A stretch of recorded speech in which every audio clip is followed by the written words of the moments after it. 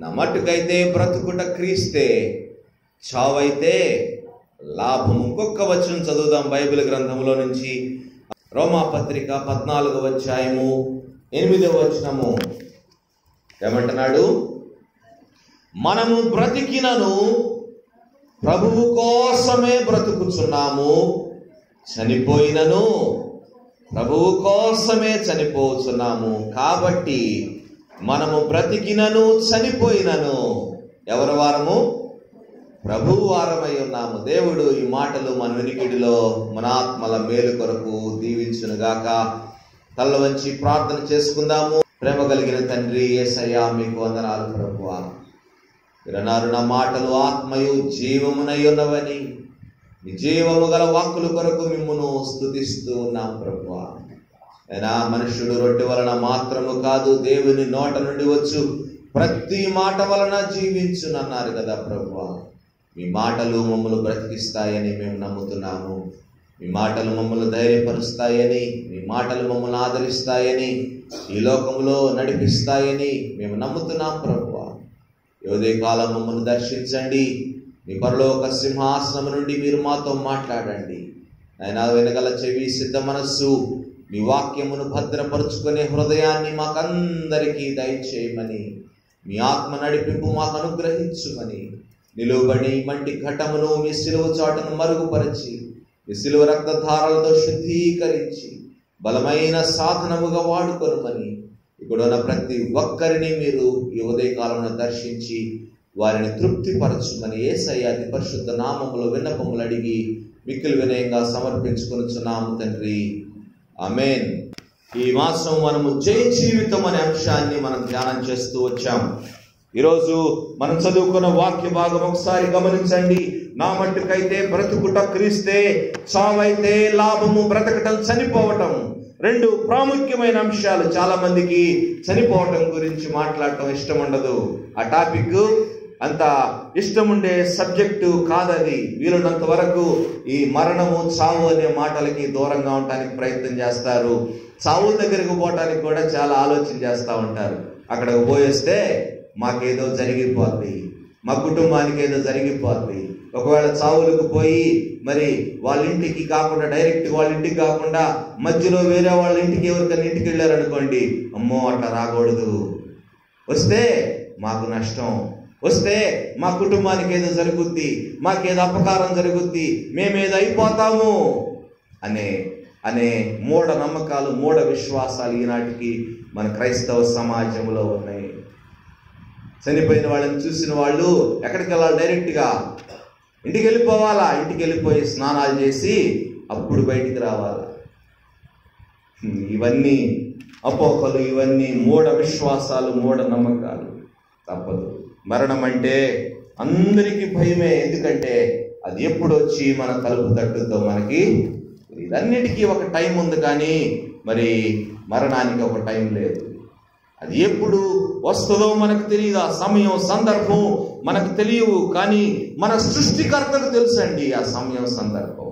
చూడండి, కీర్తనాకారుడు రాస్తాడు 90వ కీర్తన 12వ వచనములో భక్తుడు అంటున్నాడు, మాకు జ్ఞాన హృదయము కలుగునట్లుగా చేయని దేవుణ్ణి భక్తుడు అడుగుతున్నాడు. భూమి మీద జీవించే ప్రతి ఒక్కరూ చనిపోకూడదనే కోరుకుంటారు. అవునా?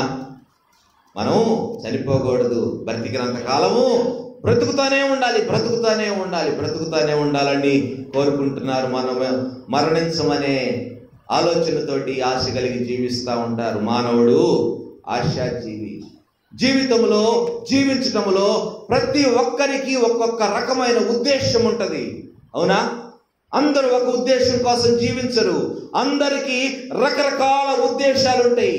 కొంతమందికి సంపాదించటమే జీవితము, వేరే వాటి గురించి వాళ్ళు ఆలోచించేరు. సంపాదన, సంపాదన, సంపాదన. అది అక్రమమైన, సక్రమమైన, ఎట్లాగైనా సంపాదించాలి, సంపాదించాలి. నేను బ్రతకాలంటే, నేను సంతోషంగా ఉండాలంటే నా దగ్గర డబ్బు ఉండాలి, డబ్బు ఉంటే చాలు నేను సంతోషంగా ఉంటానని కొంతమంది అన్ని బాధ్యతలు వదిలిపెట్టేసి సంపాదనలోనే బతుకుతూ ఉంటారు. వారికి వేరే ఆలోచన ఉండవు. కొంతమంది తినటానికే బ్రతుకుతూ ఉంటారు. తిండి తిండి తిండి, కనపడిందల్లా కొంటా ఉంటారు, కనపడిందల్లా తింటా ఉంటారు. ట్రైన్లలో గమనిస్తూ ఉంటాం కదా, ట్రైన్లలో వచ్చేవాడు పోయేవాడు ప్రతి ఒక్కడి దగ్గర కొంటానే ఉంటారు. కొంతమంది తింటానే ఉంటారు. తింటానికే జీవించే వాళ్ళు కొంతమంది. ఏముంది జీవితం, జీవించినంత కాలం ఎంజాయ్ చేద్దాం, తిందాము, తర్వాత చచ్చిపోతాం కదా, ఎంజాయ్ చేద్దాం అనుకున్నాడు కొంతమంది పదవుల కోసమే జీవిస్తూ ఉంటారు. వాళ్ళకి ఏ ఉన్నా లేకపోయినా పదవి ఉంటే చాలు, బతికేస్తూ ఉంటారు. ఏదో ఒక పదవి కావాలి, అది ఏదర్ స్మాల్ ఆర్ బిగ్, వాళ్ళకి ఏదో ఒక పదవి లైఫ్లో ఉండాలి. అట్లాంటి వాళ్ళు మనకి ఎంతో మంది రాజకీయ నాయకులు కనపడతా ఉంటారు. కొంతమంది పేరు కోసమే జీవిస్తూ ఉంటారు. పేరు సంపాదించాలి, అందరూ నన్ను పొగడాలి, అందరూ నన్ను గౌరవించాలి, అందరూ నన్ను గుర్తించాలి, అందరిలో నేను హైయెస్ట్ పొజిషన్లో ఉండాలి, అందరూ నన్ను గౌరవించాలని కోరుకునే వాళ్ళు కొంతమంది ఉంటారు. పేరు సంపాదించుకోవాలని ఆశపడేవాళ్ళు కొంతమంది తమ కోసమే జీవిస్తూ ఉంటారు. నేను నా బ్రతుకు అంతే, నా కుటుంబం ఎట్టపోయినా పర్వాలా, నా భార్య ఎట్టపోయినా పర్వాలా, నా పిల్లలు ఎట్టపోయినా పర్వాలా, నేను బ్రతికితే చాలు, నా ఇష్టం ఉంటే చాలు, నేను ఎంజాయ్ చేస్తే చాలు అనుకునేవాళ్ళు కొంతమంది. ఇట్లా రకరకాల ఉద్దేశాలు కలిగిన వారు ఉంటారు. ఇక్కడున్న మనందరికీ కూడా ఒక్కొక్క ఉద్దేశం ఉంది. అవునా? మీకు బ్రతకటానికి ఏదో ఒక ఉద్దేశం ఉంది. మిమ్మల్ని మీరు ప్రశ్నించుకుంటే నేను ఎందుకు బ్రతుకుతున్నాను, దేనికోసం బ్రతుకుతున్నాననే ఆలోచన మీకు కలుగుతుంది. ఎవరి ఉద్దేశాలు ఏవైనా ఇక్కడ పౌలు భక్తుని ఉద్దేశం ఏంటో చూద్దాం.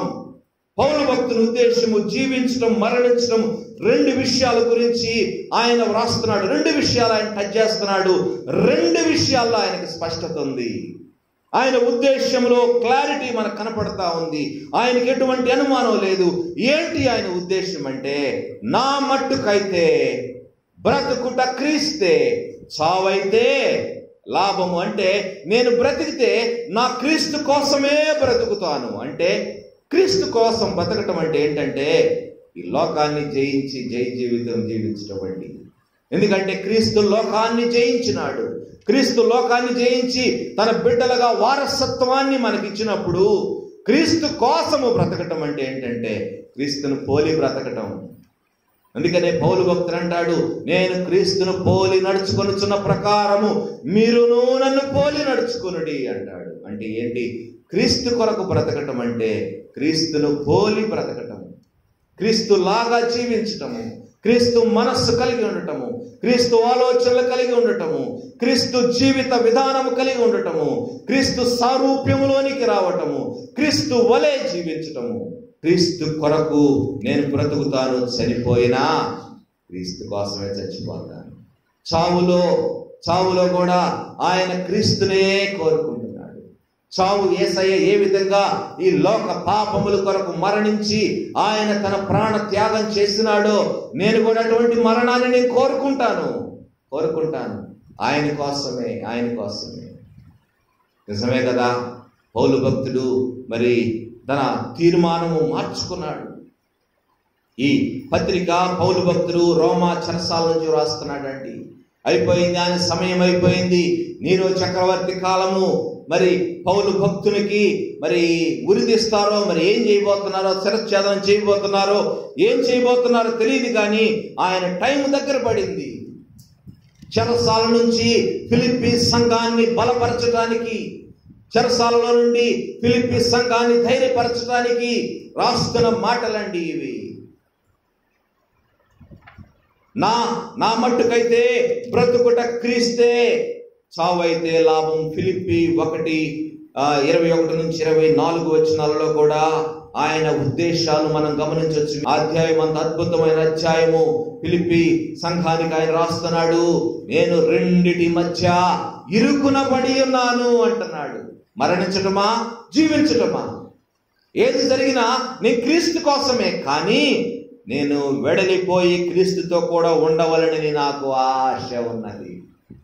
దేవునితో కూడా ఉండాలని, ఆయనతో పాటు ఆయన రాజ్యములో నేను ఉండాలని నాకు ఆశ ఉన్నది. అది నాకు మరీ మేలు. అయినా ఆయన మరి మీతో ఉండటం కూడా చాలా అవసరమని నాకు అనిపిస్తా ఉంది. ఆయన రెండుకి సిద్ధపడి ఉన్నాడండి. ఆయన అంటున్నాడు, నేను బ్రతికితే మీకు మేలు, నేను చనిపోతే నాకు మేలు. నేను బ్రతికితే మీకు మేలు, నేను చనిపోతే నాకు మేలు, నాకు మేలు. ఏది ఏమైనా నేను బ్రతికేది క్రీస్తు కోసమే, చనిపోయేది కూడా క్రీస్తు కోసమే. నేను చనిపోతే క్రీస్తుతో కూడా ఉంటాను, చనిపోకపోతే మీతో కూడా ఉండాలని నాకు ఆశ ఉన్నది. రెండు విషయాలు: క్రీస్తు కొరకు జీవించుట, క్రీస్తు కొరకు క్రీస్తుతో జీవించుట. క్రీస్తు కొరకు జీవించుట, క్రీస్తుతో జీవించుట, రెండు ప్రాముఖ్యమైన విషయాలు. ప్రియమైన దేవుని బిడ్డలారా, ప్రభువుని తెలుసుకోకముందు సౌలుగా ఉన్నప్పుడు ఆయన కోరిక ఏంటి? ఆయన ఎవరి కొరకు జీవించాడు? ఎవరి కొరకు ఆయన ప్రయాసపడ్డాడు? దేంటి ఆయన జీవనాధారం? దేనికోసం ఆయన బ్రతికాడో మీ అందరికీ తెలుసు. అపోస్తల కార్యములు 9వ అధ్యాయం 1-2 వచనాలలో ఆయన చేసిన పనులన్నీ వ్రాయబడి, సౌలు ఇంకను ప్రభు యొక్క శిష్యులను బెదిరించుటయును హత్య చేయుటయును తనకు ప్రాణాధారమైనట్టు ప్రధాన యాజకుని యొద్దకు వెళ్ళి, ఈ మార్గమందున్న పురుషులనైనను స్త్రీలనైనను కనుగొని ఎడల వారిని బంధించి యెరూషలేమునకు తీసుకుని వచ్చుటకు దమస్కులోని సమాజములు వారికి పత్రికలు ఇమ్మని అడిగాను. ఏంటంట? క్రీస్తును నమ్ముని వారిని కొట్టడము, బెదిరించడము, చంపటము, ఇదే తన ప్రాణాధారం అంట. అంటే యేసయ్య బిడ్డలను హింసించడం కోసమే ఆయన బ్రతికాడు. యేసయ్యను నమ్ముకున్న వారిని హింసించటానికి, చంపటానికి ఆయన బ్రతికాడు. బెదిరించడం కోసమే జీవిస్తున్నాడు. యేసయ్యకు శత్రువుగా జీవిస్తున్నాడు. యేసయ్య ఆయన్ని దర్శించాడండి దమస్కుకి వెళ్ళేటప్పుడు. మార్గ మధ్యలో ఆయన అడుగుతున్నాడు, యేసయ్య అడుగుతున్నాడు. ఏమని? అపోస్తల కార్యములు 9:4 ఏమంటున్నాడు? సౌలా సౌలా, నీవు ఎలా నన్ను హింసిస్తున్నావు? ఎందుకు సౌలా నన్ను హింసిస్తున్నావు? ఎందుకు సౌలా అంటే క్రీస్తును హింసించడం కొరకే జీవించినాడండి సౌలు. క్రీస్తును హింసించడం కొరకే, ఆయన బిడ్డలను హింసించడం కొరకే. ఆయనకు వేరే ఆలోచన లేదు, వేరే పని లేదు. ఆయన చేస్తున్న ఒకే ఒక్క పని క్రీస్తును హింసించటము, క్రైస్తవులను హింసించటము. అదే ఆయన కోరిక, అదే ఆయన తీర్మానం. ప్రభువుని అడిగాడు, ప్రభువా నీవెవరవు? Who are you lord? Who are you lord? Yesayya అంటున్నాడు, నీవు హింసించుచున్న క్రీస్తును నేనే. నీవు హింసించుచున్న క్రీస్తును నేనే నేనే నేనే అంటే సౌలుకి ఇంకా నోటి మాట, గుండె పగిలిపోయి ఉంటుంది. ఇంతకాలం నేను ఈ విధంగా బ్రతికాను కదా, ఇంతకాలం ఇంతమంది క్రైస్తవులు హింసించాను కదా, స్టెఫను మరణం కళ్ళారా చూశాను కదా, ఇంత నేను చేసిన వాడిని మరి ప్రభువు నన్ను అడుగుతున్నాడే, హింసిస్తున్నావు నువ్వు నన్ను ఎందుకు అని. నీవు హింసిస్తున్న క్రీస్తును నేను అన్నప్పుడు ఆయన గుండె పగిలిపోయిందండి. యేసయ్య అన్నాడు, లేచి పట్టణంలోనికి వెళ్ళు, నువ్వేమి చేయాలో నేను నీకు తెలియజేస్తానన్నాడు. అంతే. ఇంకేమన్నా ఉందా ఆలోచన సౌలుకి? ఇంకేమన్నా ఉందా సొంత ఆలోచన? ఇంకేమన్నా ఉందా ఎవరినైనా హింసించాలనే ఆలోచన? యేసయ్య మాటను మరి ధిక్కరించే అధికారము, ధిక్కరించే మరి ధైర్యం ఆయన చేయలేకపోయాడండి. లేచి వెళ్ళాడంతే. ప్రభు చెప్పిందే చేశాడు. ఆయన ఉద్దేశాలు మారిపోయినాయి, ఆయన ఆలోచన విధానం మారిపోయింది, ఆయన తీర్మానం మారిపోయింది. ప్రభువును కలుసుకున్న వారి జీవితము మారకుండా ఉండదండి. ప్రభువును ఎవరైతే కలుసుకుంటారో వారి జీవితము తప్పకుండా మారిపోతుంది, సమూలంగా మారిపోతుంది. ఉద్దేశాలు మారిపోతాయి, ఆలోచన విధానం మారిపోతుంది, జీవితం అంతా మారిపోతుంది. ఎవరైతే ప్రభువును కలుసుకుంటారో వారి జీవితము సమూలముగా మారిపోతుంది. సౌలు జీవితం మారిపోయింది, తప్పకుండా మారిపోవాలని దేవుడు కోరుకున్నాడు. సౌలు పౌలుగా మారాడు. ఇప్పుడు ఆయన మాటలు గమనించండి. పౌలుగా మారిన తర్వాత ఒకప్పటి సౌలుకి ఇప్పటి పౌలుకి తేడా గమనిద్దాం. చూడండి, గలతీ 2వ పత్రిక, గలతీ 2:20, నేను క్రీస్తుతో కూడా సిలువ వేయబడి ఉన్నాను, ఇకను జీవించువాడును నేను కాను, క్రీస్తే నాయందు జీవించుచున్నాడు. క్రీస్తే నాయందు, క్రైస్ట్ లివ్స్ ఇన్ మీ. ఇక మీదట జీవించువాడను నేను కాను అంటే నేను ఇక పౌలునంత మాత్రము కాను, ఇక మీదట జీవించేవాడు క్రీస్తు. నేను అనే మాట ఆయన జీవితంలో లేదండి. నేను చచ్చిపోయింది. ప్రభువును కలుసుకున్న తర్వాత, ప్రభువుని ఎరిగిన తర్వాత స్వచిత్తము అంటే సెల్ఫ్ అనేది చచ్చిపోవాలి. సెల్ఫ్ అనేది చచ్చిపోవాలి. ఏం చేశాడు? ఫిలిప్పీ పత్రిక 3వ అధ్యాయం 7వ వచనములో ఆయన అంటున్నాడు, అయినను ఏవేవి నాకు లాభకరములై ఉండెనో వాటిని క్రీస్తు నిమిత్తము నష్టముగా ఎంచుకుంది. ఇంకా తర్వాత కంటిన్యూషన్ మనం 9 నుంచి 11 వచనాల్లో మీరు చదవగలిగితే, క్రీస్తును సంపాదించుకొని సమస్తమును నష్టపరుచుకొని వాటిని పెంటతో సమానముగా ఎంచుకొనుచున్నాను. ప్రియమైన దేవుని బిడ్డలారా, ఒకప్పుడు ఆయన జీవిత ఉద్దేశం ఏంటి? ఒకప్పుడు ఎవరి కోసం బ్రతుకుతున్నాడు? ఒకప్పుడు ఎవరి కోసం ఆయన మరి జీవించాడు? ఒకప్పుడు ఏంటి ఆయన తీర్మానము? ఇప్పుడు ఏంటి ఆయన తీర్మానం? ఇప్పుడు ఏంటి ఆయన జీవితం? ఒకప్పుడు సంపాదించాడు, కోటాను కోట్ల ఆస్తి కూడబెట్టాడు. ఆ డబ్బంతా దేనికోసం వాడుతున్నాడంటే క్రైస్తవులని హింసించడానికి వాడుతున్నాడు. ప్రయాణం చేస్తున్నాడు అనేక ప్రాంతాలు, మనుషులను చంపటానికి, మనుషులను హింసించటానికి, మనుషులను జైల్లో వేయటానికి. కానీ ఇప్పుడు ఆయన ఉద్దేశాలు మారిపోయాయి. నేను క్రీస్తు కోసము బ్రతుకుతాను, ఈ లోకాన్ని నేను జయిస్తాను, లోకంలోని వాటిని జయిస్తాను, క్రీస్తు వలె జయ జీవితము నేను జీవిస్తాను అని తీర్మానం చేసుకొని సమస్తాన్ని వదిలిపెట్టేశాడండి. సమస్తం అంటే ఏం రాశాడు? ఏవేవి నాకు లాభకరములై ఉండెనో, తనకు లాభాన్ని తెచ్చిపెట్టే వాటినన్నిటినీ విడిచిపెట్టేశాడండి. జక్కయ్య కూడా అంతే. జక్కయ్య క్రీస్తును సంపాదించుకున్నాడు. క్రీస్తు నెరగక ముందు జక్కయ్య సంపాదించడం కోసమే బతికాడండి. ఎట్లా సంపాదించాలి, ఎంత సంపాదించాలి, పోగు చేసుకున్నాడు.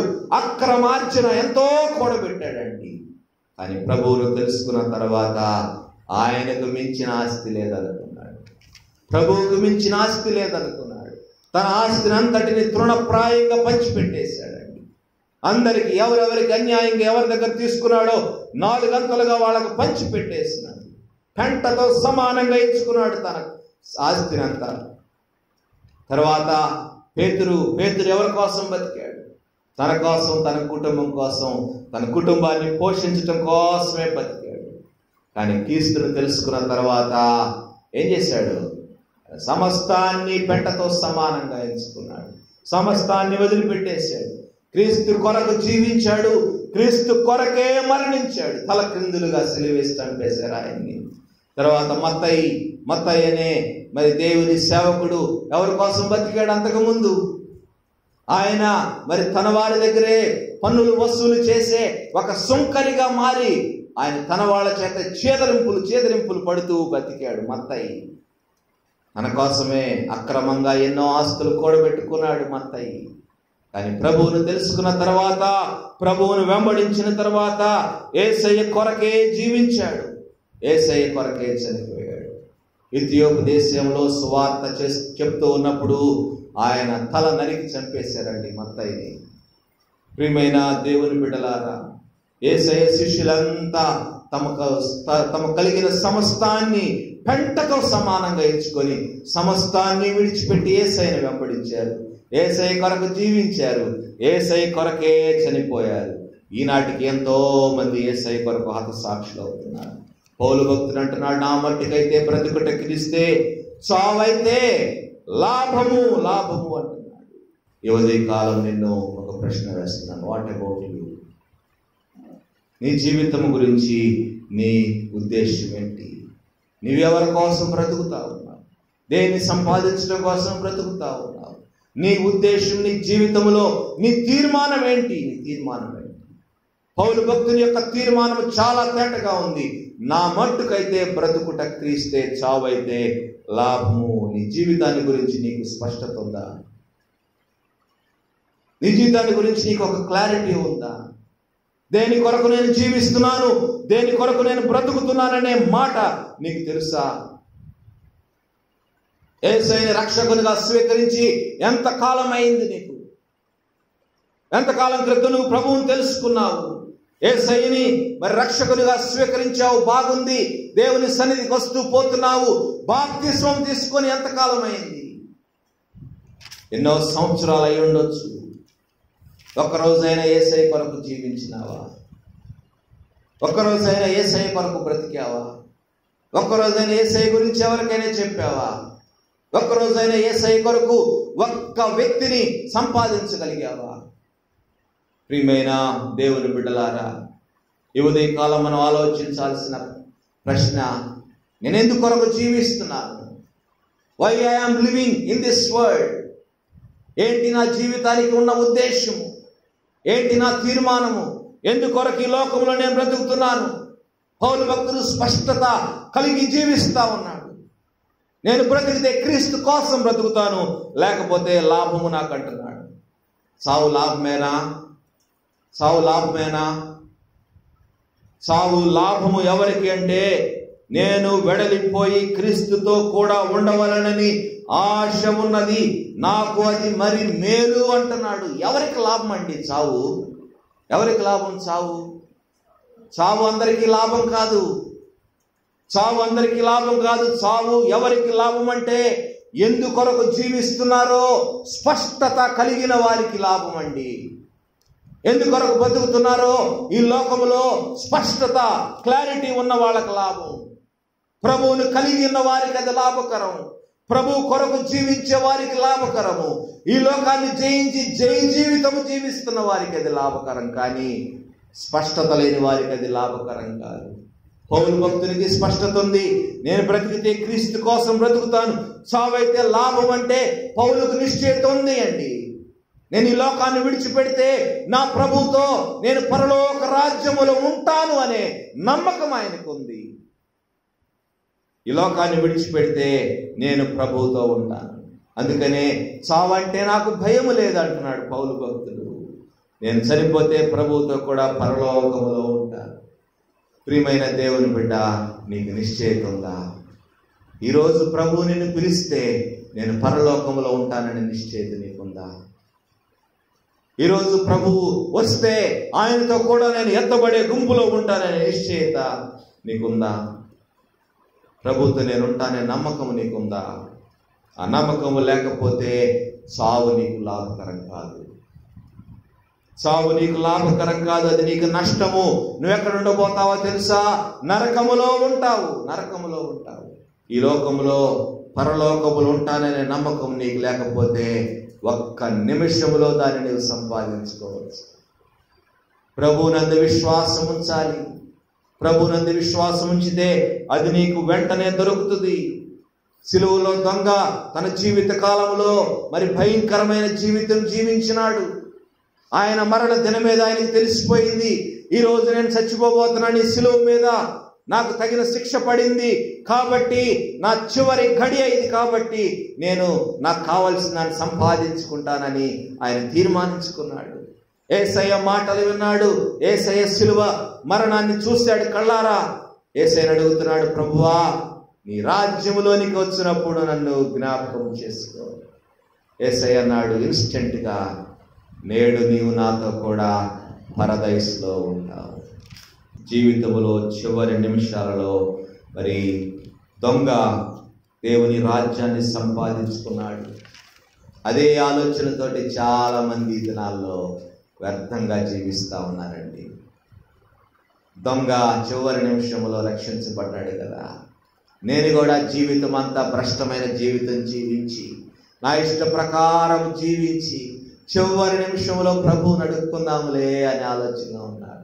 మన చివరి నిమిషం ఏదో మనకు తెలిస్తే అది లాభకరం, కానీ చివరి నిమిషం ఏదో తెలియకుండా ఎట్లా నువ్వు అడుగుదాం అనుకుంటున్నావు? మన చివరి నిమిషం ఏదో మనకు తెలిస్తే ఆ క్షణంలో ప్రభువా, చివరి నిమిషం ప్రభువా నేను బ్రతకాలి, ప్రభువా నాకు పరలోక రాజ్యం కావాలి అని అడగచ్చు. మన చివరి నిమిషం ఏదో తెలియకుండా మన ప్రభువుని ఎట్లా అడుగుతాం? ఎప్పుడు ఏమి జరుగునో మనకు తెలియదు, ఎక్కడ ఏమి జరగబోతుందో మనకు తెలియదు, ఎప్పుడు మరణం మనల్ని పిలుస్తుందో మనకు తెలియదు, ఎప్పుడు ప్రభు వస్తాడో మనకు తెలియదు. ఇవన్నీ uncertain. We have to be ready. We have to be ready. యోధి కాలము ప్రభువును కావాలని కోరుకుంటే ఆయన నీకు దొరుకుతాడు. ప్రభువా నన్ను మీ బిడ్డగా స్వీకరించండి అని ఒక్క మాట అడిగితే చాలు, ఆయన నిన్ను తన బిడ్డగా స్వీకరిస్తాడు. ఇంకా ప్రభువును ఎరుగని వారి కొరకు నేను మాట్లాడుతూ ఉన్నాను. ఇంకా రక్షణ తీర్మానం చేసుకొని వారి కొరకు, ఇంకా మారు మనస్సు పొందని వారి కొరకు, ఇంకా లోక సంబంధమైన జీవితం జీవిస్తున్న వారితో, లోకములో ఓడిపోతూ జీవిస్తున్న వారితో నేను మాట్లాడుతూ ఉన్నాను ఈ ఉదయకాలం. ప్రభువు నీకు కావాలంటే ఒక్క నిమిషంలో నువ్వు సంపాదించుకోవచ్చు ఈ ఉదయకాలం. ప్రభువా, నన్ను మీ బిడ్డగా స్వీకరించండి, నేను మీ బిడ్డగా ఈ లోకంలో జీవిస్తానని ఒక్క తీర్మానం చేసుకో. దేవుడు నిన్ను దీవిస్తాడు. దేవుడు నిన్ను తన బిడ్డగా స్వీకరిస్తాడు. పరలోక రాజ్య వారసత్వం నీకు ఇస్తాడు. నీ మార్పు చెందిన జీవితం ఇతరులకు ఆశీర్వాదకరంగా మారిపోతుంది. పౌలు భక్తుడు అంటున్నాడు, నా మట్టుకైతే బ్రతుకుట క్రీస్తే, చావైతే లాభము. క్రీస్తుని నమ్మిన ప్రతి ఒక్కరూ ఈ మాటలు ధైర్యంగా చెప్పగలగాలండి. ఉందా నీకు ధైర్యం? నేను క్రీస్తు కొరకు బ్రతుకుతాను, చావైతే నాకు లాభం అని. ఉందా నీకు ధైర్యం? క్రీస్తు కొరకు జీవించడం అంటే చాలా కష్టం అండి. అది ప్రార్థనకి వస్తున్నాము పోతున్నామంటే అది క్రీస్తు కొరకు జీవించడం కాదు. ఆదివారం వచ్చి చందా వేస్తున్నామంటే అది క్రీస్తు కొరకు జీవించడం కాదు. క్రీస్తు కొరకు జీవించడం అంటే ఎలా జీవించాలో పౌలు భక్తుడే రాస్తున్నాడు. చూడండి, రోమా పత్రిక 6వ అధ్యాయము 13వ వచనములో ఏమని వ్రాయబడిందో చూడండి. రోమా 6:13, మీ అవయవములను దుర్నీతి సాధనములుగా పాపమునకు అప్పగింపకుడి, అయితే మృతుల్లో నుండి సజీవులము అనుకొని మిమ్మును మీరే దేవునికి అప్పగించుకొనుడి. మీ అవయవములను నీతి సాధనములుగా దేవునికి అప్పగించుకొనుడి. నేను ఉదయం చెప్పాను, దేవునికి లోబడటము. మన జీవితాన్ని దేవునికి అప్పగించుకోవాలంటున్నాడు. ఈ మాటల్లో మన అవయవాలు దేవునికి అప్పగించుకోవాలంటున్నాడు. దేవుని ఆధీనంలోనికి రావాలంటున్నాడు. దేవుని చిత్తానికి లోబడాలంటున్నాడు. ఎందుకంటే ప్రభువుని ఎరిగిన తరువాత మనము మన సొత్తు కాదు. మన సొత్తు కాదు. We are not our own. క్రీస్తు సిలువలో తన రక్తము కార్చి విలువ పెట్టి నిన్ను నన్ను కొనుక్కున్నాడు ఆయన. మీరు మీ సొత్తు కాదు, విలువ పెట్టి కొనబడిన వారు అంటాడు. అంటే మనం ఆయన వారము, ఆయన ఆస్తి. మనము మన ఆస్తి కాదు, మనమేక ఆయన వారము. ఆయన మన శిరస్సుగా మారుతాడు. శిరస్సు అంటే కంట్రోల్ చేసేది. శిరస్సు కంట్రోల్లోకి శరీరము రావాలా, అంతేనా? శిరస్సు నుంచి వచ్చే మరి సిగ్నల్స్ని బట్టే శరీరం అంతా పనిచేస్తుంది. ప్రతి అవయవము అక్కడి నుంచి వచ్చే సిగ్నల్స్తో పనిచేస్తుంది. యేసయ్య మన శిరస్సు అయితే ఆయన శిరస్సులో నుంచి వచ్చే సిగ్నల్స్తో మన శరీర అవయవాలు పనిచేయాలి. అందుకనే పౌలు భక్తుడు రాస్తున్నాడు, మీ శరీర అవయవాలను ఆయనకు అప్పగించుకోండి. శరీర అవయవాలను ఆయన ఆధీనంలోనికి తెచ్చుకోండి. మన తలంపులు, మన మాటలు, మన క్రియలు ఆయన కంట్రోల్లో ఉంటున్నాయా? ఒకసారి ఆలోచన చేయండి. ఆయనకి ఇష్టమైన పనులే మనం చేస్తున్నామా? ఆయనకి ఇష్టం లేని పనులు మనం ఎన్ని చేస్తున్నాం ఒక్క దినములో? ఆలోచన చేయండి. శిరస్సు కంట్రోల్లో మనం ఉంటే ఆ పనులు చేస్తామా? యేసయ్య మన అధికారంలో ఉంటే, యేసయ్య అధికారం క్రింద మనం ఉంటే మనం అటువంటి పనులు చేయడానికి ధైర్యం చేస్తామా? మనం ఇంకా ఆ పనులు మనం చేస్తున్నామంటే, లోక సంబంధమైన కార్యాలు మనం చేస్తున్నామంటే, లోక సంబంధమైన మాటలు, తలంపులు మనం కలిగి ఉన్నామంటే మనం ఇంకా పూర్తిగా ఆయన కంట్రోల్లోకి రాలా. We are not in his control. మనం ఇంకా లోకము చేత, లోకాధికారి చేత కంట్రోల్ చేయబడతా ఉన్నాం. కొలస్సీ పత్రికలో 1వ అధ్యాయము 9 నుంచి 12 వచనాలు మరి చాలా విషయాలు అక్కడ వ్రాయబడి ఉన్నాయి. మీరు దేవుని చిత్తాన్ని పూర్ణముగా గ్రహించాలి అంటున్నాడు. తర్వాత దేవుని విషయమైన జ్ఞానమందు అభివృద్ధి పొందాలి అంటున్నాడు. ఈ అండర్లైన్ చేసుకొని మీరింటికి వెళ్ళి ధ్యానం చేయండి. దేవునికి లోబడటం అంటే ఏంటి, దేవుని ఆధీనంలోనికి రావటం అంటే ఏంటి అనే విషయాలు ఇక్కడ వ్రాయబడి ఉన్నాయి. మీరు దేవుని చిత్తాన్ని పూర్ణముగా గ్రహించండి. నంబర్ 1, దేవుని చిత్తం నీ గురించి ఏంటో దాన్ని ముందు తెలుసుకోవాలా. రెండవది, దేవుని విషయమైన జ్ఞానమందు అభివృద్ధి పొందాలి అంట. దేవుని సంబంధమైన విషయాలలో అభివృద్ధి పొందాలి, లోక సంబంధమైన విషయాలలో కాదు. ఆధ్యాత్మిక సంబంధమైన విషయాలలో, పరలోక సంబంధమైన విషయాలలో మీరు అభివృద్ధి పొందండి. తర్వాత మాట అంటున్నాడు, అన్ని విషయములలో ప్రభువును సంతోష పెట్టాలి. సాధ్యమైంది? Is it possible? సాధ్యం కాదు. మనం సంతోష పెట్టలేకపోతున్నాం కదా. మరి సంతోష పెట్టలేకపోతున్నాం కదా. ఎన్నోసార్లు యేసయ్యని గాయపరుస్తున్నాం కదా. ఎన్నోసార్లు యేసయ్యని దుఃఖపెడుతున్నాం కదా. వెళ్ళకూడని చోటకు వెళితే యేసయ్య మనసు ఎంత గాయపడుతుంది. అనకూడని మాట అంటే యేసయ్య మనసు ఎంత గాయపడుతుంది. చూడకూడనివి చూస్తే యేసయ్య మనసు ఎంత గాయపడుతుంది. ఆలోచన చేయండి. యేసయ్యని మనం ఎంతగా గాయపరుస్తున్నాము, యేసయ్యని మనం ఎంతగా ఏడిపిస్తున్నాము. అన్ని విషయములలో ప్రభువును సంతోషపెట్టండి అంటున్నాడు. తర్వాత ఆయనకు తగినట్లుగా నడుచుకోవాలంటున్నాడు. ఆయనకు తగినట్లుగా, ఆయన ఇష్టానుసారముగా, ఆయన చిత్తానుసారముగా, ఆయన ఆజ్ఞలకు లోబడి నడుచుకోవాలి. తర్వాత మాట అంటున్నాడు, ఆనందముతో కూడిన పూర్ణమైన ఓర్పును, దీర్ఘశాంతమును కనుపరచాలంటున్నాడు. ఉందా ఓర్పు, దీర్ఘశాంతం మీకు ఉందా? చిన్న చిన్న మాటలకే చెలరేగిపోతా ఉంటాం. చిన్న చిన్న మాటలకే మనం పెద్దగా మాట్లాడుతూ ఉంటాం. చిన్న చిన్న మాటలకే నోరు జారిపోతూ ఉంటాం. మరి ఏ విధంగా మనం దేవుని సంతోష పెడుతున్నాం? ఏ విధంగా ఓర్పు సహనం కలిగి ఉంటున్నాము? ఆలోచించాలి. ఎక్కడ మనం పడిపోతున్నామో, ఎక్కడ మనం సాతాను సులువుగా చిక్కులు పెడుతున్నాడో, ఏ విధంగా మనం పాపంలో పడవేసి దేవునికి దూరం చేస్తున్నాడో, ఆ విషయాలను మనం జాగ్రత్తగా గమనిస్తూ ఉండాలి. ప్రతిదినం మనం చేసే వాటిని చెక్ చేసుకుంటూ ఉండాలి. నేను చేసే పని ప్రభువును సంతోష పెడుతుందా? నేను చేసే పని ప్రభువుకి ఇష్టమైనదేనా? ప్రతి క్షణం మనం మనల్ని చెక్ చేసుకుంటూ ఉండాలి. దేవునికి ఇష్టం లేని వాటిని దూరం చేసుకోవడానికి ప్రయత్నం చేయాలి. ఇది క్రీస్తు కొరకు జీవించడం అంటే. ఇంకా కొన్ని విషయాలు ఉన్నాయి. కొలస్సీ పత్రిక 3వ అధ్యాయము మొదటి 3 వచనాల్లో ఇంకా కొన్ని మాటలు రాస్తున్నాడు. క్రీస్తు కొరకు జీవితం జీవించడం అంటే ఏంటో రాస్తున్నాడు. మీరు క్రీస్తుతో కూడా లేపబడిన వారైతే ఏం చేయాలి? పైనున్న వాటినే వెదకుడి. అక్కడ ఎవరున్నారు? అక్కడ క్రీస్తు దేవుని కుడి పార్శ్వమున కూర్చుండి ఉన్నాడు. పైనున్న వాటి మీదనే కానీ భూ సంబంధమైన వాటి మీద మనస్సు పెట్టుకొనకుడి. ఎలయనగా మీరు మృతి పొందితిరి, మీ జీవము క్రీస్తుతో కూడా దేవుని యందు దాచబడి ఉన్నది. పైనున్న వాటిని వెదకుడి. ఏముంది పైన అంటే? యేసయ్య ఉన్నాడు. యేసయ్య నా మట్టుకైతే బ్రతుకుట క్రీస్తే అంటే యేసయ్య కొరకు నేను జీవిస్తాను. చావైతే లాభం అంటే నేను పరలోకంలో యేసయ్యతో పాటు ఉంటాను. పైనున్న వాటినే వెతికాడండి పౌలు. క్రీస్తు కొరకు జయ జీవితం ఈ లోకంలో జీవించినాడండి.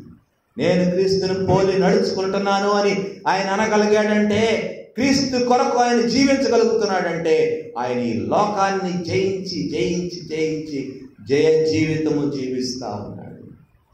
పౌలు లాంటి జీవితము నీకు నాకు కావాలా? పౌలు లాంటి స్వభావము నీకు నాకు కావాలా? నేను చెప్పగలగాల, నేను క్రీస్తును పోలి నడుచుకొనుచున్నాను, మీరు నన్ను పోలి నడుచుకోండి నీ కుటుంబ సభ్యులతో చెప్పగలగాల, నీ బంధువులతో చెప్పగలగాల, నీ ఫ్రెండ్స్తో చెప్పగలగాల, ఇదిగో నేను క్రీస్తును పోలి నడుచుకుంటున్నానని చెప్పే ధైర్యం ఉందా మనకి? చెప్పే ధైర్యం లేదు మనకి. We cannot say that. క్రీస్తును పోలి మనం నడుచుకుంటే కదా క్రీస్తుని పోలి నడుచుకోమని ఇంకొకరికి చెప్పగలిగేది. మన జీవితంలో ఎన్నో లొసుగులు ఉన్నాయి, మన జీవితంలో ఎన్నో లోటుపాట్లు ఉన్నాయి, ఎన్నోసార్లు మనం జారిపోతున్నాం, పడిపోతున్నాము. పౌలు భక్తులు తేటగా రాస్తున్నాడు, పైనున్న వాటినే వెలుకుడి. Set your hearts on the things above. పైనున్న వాటి గురించి ఆలోచన చేయండి. Set your minds on things above. మీ మనస్సును అక్కడ ఉంచుకోండి. Not on earthly things. భూ సంబంధమైన వాటి మీద మీ మనస్సు పెట్టుకోవద్దు. పేతురు భక్తులు కూడా అంటాడు చూడండి, మొదటి పత్రిక 2వ అధ్యాయము 11వ వచనం, ప్రియులారా మీరు పరదేశులను యాత్రికులనే ఉన్నారు కనుక ఆత్మకు విరోధముగా పోరాడు శరీర ఆశలను విసర్జించుడి. శరీరాశలు ఇంకా మనకు చాలా ఉన్నాయండి. శరీరాన్ని తృప్తిపరచడానికి మనం ఎన్నో ప్రయత్నాలు చేస్తున్నాము. శరీరము కోరుకునే వాటిని మనం అందజేస్తున్నాము. శరీరాశని జయించలేకపోతున్నామే. నంబర్ 1 పాయింట్ కదా అది. లోకంలో ఉన్నదాన్ని అంతా మనం జయించాలంటున్నాడు. మొదటిది శరీరాశ, రెండవది నేత్రాశ, మూడవది జీవపుడంబము. మరి శరీరాశే మనం జయించలేకపోతున్నామే. శరీరాన్ని తృప్తిపరచడానికి ఎన్నో ప్రయత్నాలు చేస్తున్నామే. మరి ఎట్లా మనం క్రీస్తు కొరకు జీవించగలం? విసర్జించుడి అంటే ఫుల్ స్టాప్, నో కామా పెడితే ఏంటి ఉద్దేశం? ఇంకా కంటిన్యూషన్ ఉంది. కామా పెడితే కంటిన్యూషన్ ఉంది. ఈ బైబిల్ గ్రంథంలో హెబ్రీ గ్రంథంలో లేకపోతే మరి గ్రీక్ భాషలో వ్రాయబడిన మాటలకి అర్థం ఏంటంటే అబ్స్టైన్ అంటే ఫుల్ స్టాప్. విసర్జించండి అంటే వాటిని మళ్ళీ దగ్గరకి రానియవద్దు. విసర్జించిన వాటి కోసం మళ్ళీ ఆశపడవద్దు. కుక్కలాగా కుక్క తన వాంతికి తిరిగినట్లు మన వాంతికి తిరగకూడదు. వదిలేసిన వాటి గురించి మర్చిపోవాలా. విడిచిపెట్టిన అలవాట్లను తిరిగి దగ్గరకు రానియకూడదు. వాటి గురించి ఆలోచన రాకూడదు. ఫుల్ స్టాప్ పెట్టాలన్నిటికీ. దేవునితో కలిసి జీవించాలా. మన ఆలోచనలన్నీ పరలోక సంబంధమైన వాటి మీద ఉంచాలా. ఈ లోకంలో పరలోక పౌరుడుగా మనం జీవించాలా. తర్వాత మాట చూడండి, యోహాను మొదటి పత్రిక 2వ అధ్యాయం 15వ వచనంలో భక్తుడు అంటున్నాడు, ఈ లోకములో ఉన్న వాటినైనను ప్రేమించకుడి. కొలస్సీలో పైనున్న వాటిని వెతకండి అంటున్నాడు. పైనున్న వాటిపై మనస్సు పెట్టుకొనిడి అంటున్నాడు. ఎందుకంటే మీరు మృతి పొందితిరి. వీఆర్ డెడ్ అంటే చనిపోయిన వాళ్ళకి ఆశలు ఉండవు కదా. ఉంటాయా? చనిపోయిన వాళ్ళు ఇంకేం ఆశపడతారు? తినాలన్నా తినలేరు, తాగాలన్నా తాగలేరు, ఎంజాయ్ చేయాలన్నా చేయలేరు. అందుకని అంటున్నాడు, మీరు మృతి పొందితిరి, మీ జీవము దేవుని యొద్ద దాచబడి ఉంది. మీరు మృతి పొందారంటే చనిపోయిన వాళ్ళకి ఇకలోక సంబంధమైన ఆశలిక ఉండకూడదు. ఉండవు. నిజ క్రైస్తవునికి నిజమైన ఇల్లేది? ఏది? పరలోకం. క్రీస్తు నివసించే చోటే క్రైస్తవుని యొక్క ఇల్లు. యోహాను సువార్త 14వ అధ్యాయం 2-3 వచనాల్లో యేసయ్య మనకు తేటగా తెలియజేస్తా ఉన్నారు. నా తండ్రి ఇంట అనేక నివాసములు కలవు, మీకు స్థలము సిద్ధపరచ వెళ్ళుచున్నాను. నేను మీకు స్థలము సిద్ధపరచిన ఎడల నేను మరలా వచ్చి నా యొద్ద ఉండటానికి మిమ్మల్ని తీసుకొని వెళ్తాను. ఈ లోకంలో మనం యాత్రికులము. ఎందుకనే పైనున్న వాటి మీద మనస్సు పెట్టుకోవాలా. అంటే దేవుని ఇష్ట ప్రకారంగా, దేవుని చిత్తానుసారముగా ఈ లోకంలో జీవించాలా. ఈ ప్రయాణంలో మన స్టేషన్ ఎప్పుడు వస్తుందో మనకు తెలియదు. మన స్టేషన్ వచ్చినప్పుడు మనం దిగిపోవాలి. మనము ఈ స్టేషన్లో దిగిన వెంటనే ఎక్కడుంటాం? పరలోకంలో నేను ఉంటానని నిశ్చయత మనకు కావాలి. అనిశ్చయత మనకుంటే మనం ఎప్పుడు దిగిపోయినా మనకు పర్వాలేదు. Let us examine ourselves today. యోధి కాలం మన జీవితాలను పరిశీలన చేసుకుందాం. ఈ లోకాన్ని నేను జయించగలుగుతున్నానా? ఈ లోకాన్ని జయించి నేను క్రీస్తు కొరకు జీవించగలుగుతున్నానా? పౌలు భక్తుని వలె నేను ఈ యోధి కాలమును చెప్పగలనా? నేను బ్రతికితే క్రీస్తు కోసం బ్రతుకుతాను, చావైతే నాకు లాభం అని చెప్పగలమా? ఈరోజు కాలం 2 విషయాలు ఈరోజు మనం నేర్చుకున్నాము. యేసయ్య మనకు గొప్ప వాగ్దానం ఇస్తున్నాడు.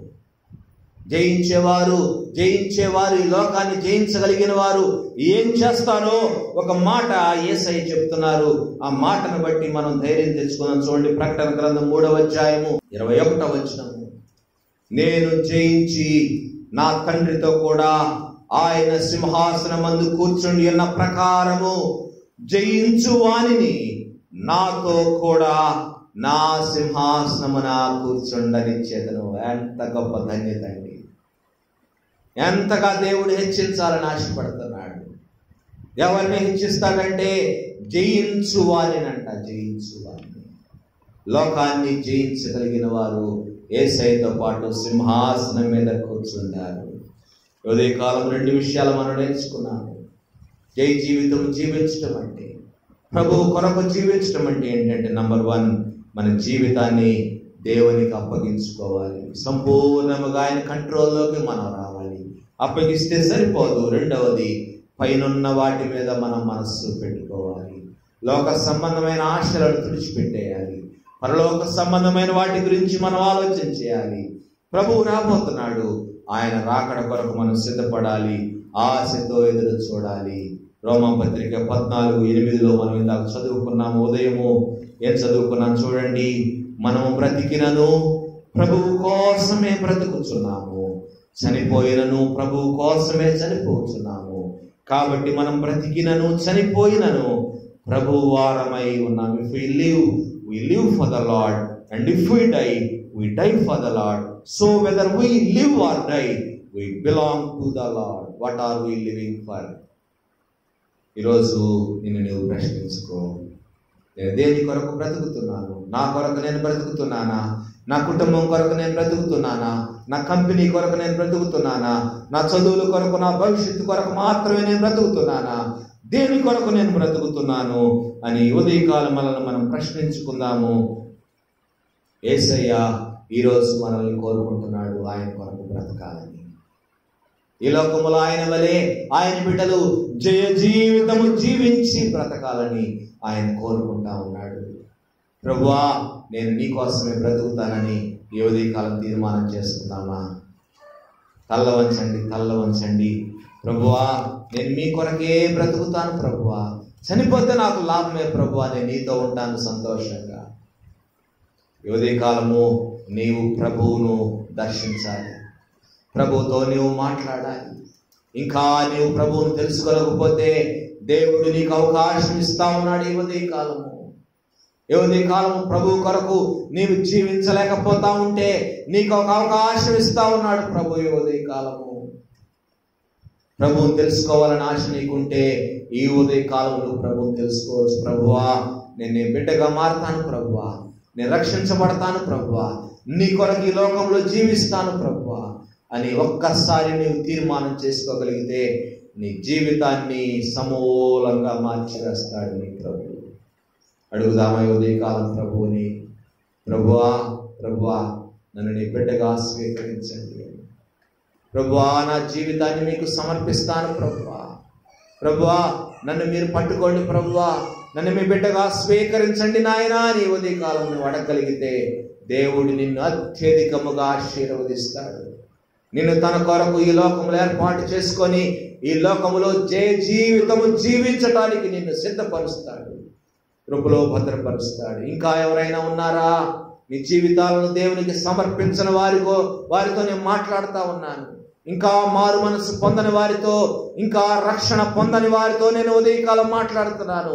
ఇంకా రక్షణ పొందనే వారు రక్షణ పొందాలనే ఆశ నీకు ఉంటే ఈ ఉదయకాలం దేవునికి సమర్పించండి. ఎందుకంటే నీ స్టేషన్ ఎప్పుడు వస్తుందో నీకు తెలియదండి. ఈ లోకంలో ఎప్పుడు నీవు ఈ లోకాన్ని విడిచిపెట్టాల్సి వస్తుందో నీకు తెలియదండి. కాబట్టి ఈ ఉదయకాలము తీర్మానం చేసుకోవడానికి గొప్ప అవకాశం దేవుడు ఇస్తున్నాడు. ఈ ఉదయకాలం తీర్మానం చేసుకుంటే నీ చేయి చూపించి నేను ఈ ప్రార్థన చేస్తాను. ఇంకా ఎవరైనా ఉంటే మీ చేతులు చూపించండి. God bless you. మీ చేతుల్లో దేవుడు చూస్తున్నాడు. దించండి, నేను మీ కొరకు ప్రార్థన చేస్తాను. ప్రేమ కలిగిన తండ్రి యేసయ్యా, మీకు వందనాలు ప్రభువా. నాయనా, పౌలు భక్తుడు అంటున్నాడు, నా మట్టుకైతే బ్రతుకుట క్రీస్తే, చావైతే లాభము అంటున్నాడు. నాయన, చావైతే లాభం. అయ్యా, మేము ఆ మాటను ధైర్యంగా చెప్పలేకపోతున్నాము. ఎందుకంటే మా జీవితంలో ఎన్నో రకాలైన లోటుపాట్లు ఉన్నాయి ప్రభువా. ఎన్నోసార్లు మిమ్మల్ని గాయపరుస్తూ ఉన్న జీవితాలు మాకున్నాయి ప్రభువా. ఇంకా మిమ్మల్ని తెలుసుకొని ఆయన కఠినమైన జీవితం మా దగ్గర ఉన్నది ప్రభువా. ఈ లోకంలో మేము నాయన అనేక విషయాల్లో ఓడిపోయి జీవిస్తున్నాం ప్రభువా. సాతాను చేత అణగదొక్కబడుతున్నాం ప్రభువా. కనికరించండి నాయన, కనికరించండి. వాడిని మా కాళ్ళ క్రింద శీఘ్రముగా చితక తొక్కించాలని నాయన, మేము జయ జీవితం ఈ లోకంలో జీవించాలని మీరు ఎంతగానో కోరుకుంటున్నారు కదా నాయన. మేము ఈ లోకంలో జయ జీవితం జీవించడానికి మీ కృపను దయచేయండి. మీ ఆధీనంలోనికి మేము రావటానికి మీ కృప దయచేయండి. లోక సంబంధమైన వాటి మీద కాక పైనున్న వాటి మీద, పర సంబంధమైన వాటి మీద మా ఆశలు పెట్టుకుంటూ నాయన మేము జయ జీవితము జీవించే కృప దయచేయండి. జయ జీవితం జీవించు వారిని మీ సింహాసనం మీద కూర్చోబెడతారని వాగ్దానం ఇచ్చినారు. ఆ వాగ్దానాన్ని మేము స్వతంత్రించుకోవడానికి మీ కృప దయచేయండి ప్రభువా. జయ జీవితం జీవించాలనే ఆశ, తృష్ణ మాకు కలిగించమని వేడుకుంటున్నాము. ఇక నాయన ఈ ఉదయ కాలము తమ హస్తములను మీ వైపు చూపి ఈ లోకంలో జయ జీవితం జీవించాలని తీర్మానం చేసుకునే బిడ్డలందరి కొరకు మిమ్మల్ని స్తుతిస్తున్నాం. ఆయన వారిని మీరు రక్షించండి, వారిని కనికరించండి, కాపాడండి. వారి తీర్మానము స్థిరమైన తీర్మానము ఉండటానికి మీ కృప దయచేయండి. మీ కొరకే ప్రయాసపడటానికి మీ కృప దయచేయమని నాయన విశ్వాసులైన ప్రతి ఒక్కరు కూడా ప్రభువా మీ కొరకే జీవిస్తూ మీ కొరకు చనిపోవడానికైనా సిద్ధపడి ఉండటానికి మీ కృప దయచేయమని, మీ ఆధీనంలోనికి మమ్మల్ని తీసుకొని నడిపించమని, మీ కృపలో వర్ధల చేయమని యేసయ్య అతి పరిశుద్ధ నామములో విన్నపములు అడిగి మిక్కిలి వినయంగా సమర్పించుకుంటున్నాము తండ్రి. ఆమేన్, ఆమేన్, ఆమేన్.